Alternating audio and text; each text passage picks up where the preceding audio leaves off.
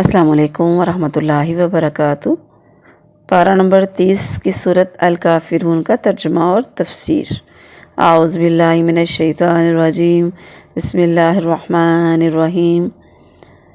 قل یا ایہا الکافرون، قل آپ کہہ دیجئے یا ایہا الکافرون، اے کافرو، لا اعبدو، میں نہیں عبادت کرتا، ما جس کی تعبدون تم عبادت کرتے ہو، ولا اور نہ انتم تم عابدون عبادت کرنے والے ہو، ما عابد ما جس کی عابد میں عبادت کرتا ہوں، ولا اور نہیں انا میں عابدن عبادت کرتا یا کرنے والا، ما ابا تم جس کی تم نے عبادت کی، ولا انتم اور نہ تم عابدون عبادت کرو گے، ما عابد جس کی میں عبادت کرتا ہوں، لکم تمہارے لیے، دینکم تمہارا دین ہے، ولیہ اور میرے لیے دین میرا دین ہے۔ با محاورہ ترجمہ۔ کہہ دو اے کافرو، میں اس کی عبادت نہیں کرتا جس کی تم عبادت کرتے ہو، اور نہ تم اس کی عبادت کرنے والے ہو جس کی میں عبادت کرتا ہوں، اور نہ میں اس کی عبادت کرنے والا ہوں جس کی تم نے کی، اور نہ تم اس کی عبادت کرنے والے ہو جس کی عبادت میں کرتا ہوں۔ تمہارے لیے تمہارا دین اور میرے لیے میرا دین ہے۔ سورہ الکافرون کی تفسیر۔ رب اشرح لی صدری ویسر لی امری واحلل عقدۃ من لسانی یفقہوا قولی رب زدنی علما۔ سورہ الکافرون۔ الکافرون کا معنی ہے کافر، جمع کا صیغہ ہے۔ یہ مکی صورت ہے، اس میں 6 آیتیں اور ایک اس کا رکوع ہے۔ قل یا ایہا الکافرون۔ عبداللہ بن عباس رضی اللہ عنہ سے روایتیں آئی ہیں، ان کا حاصل یہ ہے کہ ولید بن مغیرہ اور دوسرے مشرک، انہوں نے ایک دفعہ رسول اللہ صلی اللہ علیہ وآلہ وسلم سے کہا کہ تم ہمارے معبودوں کو برا کہنا چھوڑ دو، اس طرح ہم اور تم مل جل کر مکہ میں رہیں گے۔ اگر تم ایسا نہیں کرتے تو ایک سال تم ہمارے بتوں کو پوج لیا کرو، دوسرے سال ہم تمہارے اللہ کی بندگی کیا کریں گے۔ تو اس پر اللہ تعالیٰ نے یہ صورت نازل فرما دی۔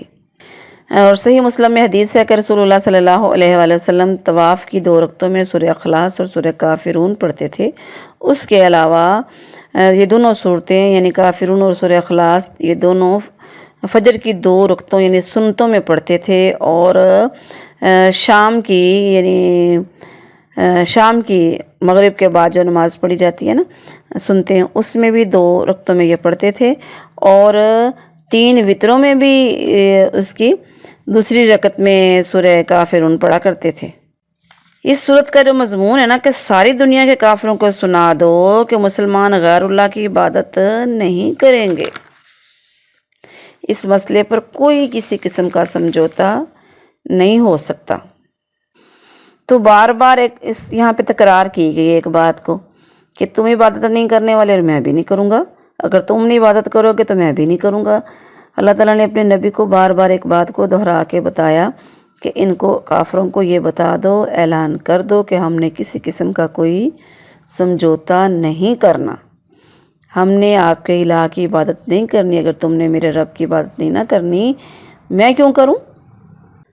دراصل جو کافر تھے نا، جو مشرکین مکہ تھے، وہ کیا کرتے تھے؟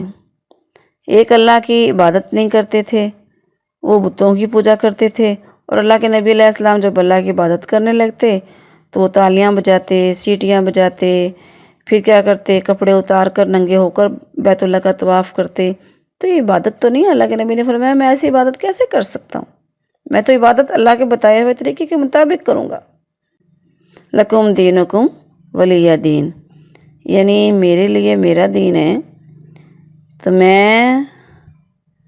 میرا دین سب سے بہتر دین ہے۔ تم اپنے دین کو چھوڑتے نہیں ہو نا، تو میرا سچا دین ہے، تم نے تو اپنے دین میں رد و بدل کر لی، تو میں کیسے چھوڑ سکتا ہوں۔ یہ تب ہوا تھا جب انہوں نے کہا تھا آپ سمجھوتا کر لیتے ہیں، تو اس کے جواب میں یہ صورت اتری تھی، سورہ الکافرون۔ الحمدللہ ہماری سورہ الکافرون مکمل ہو گئی۔ اللہ تبارک ہم کو عمل کی توفیق عطا فرمائے۔ وما علیہ الا البلاغ المبین۔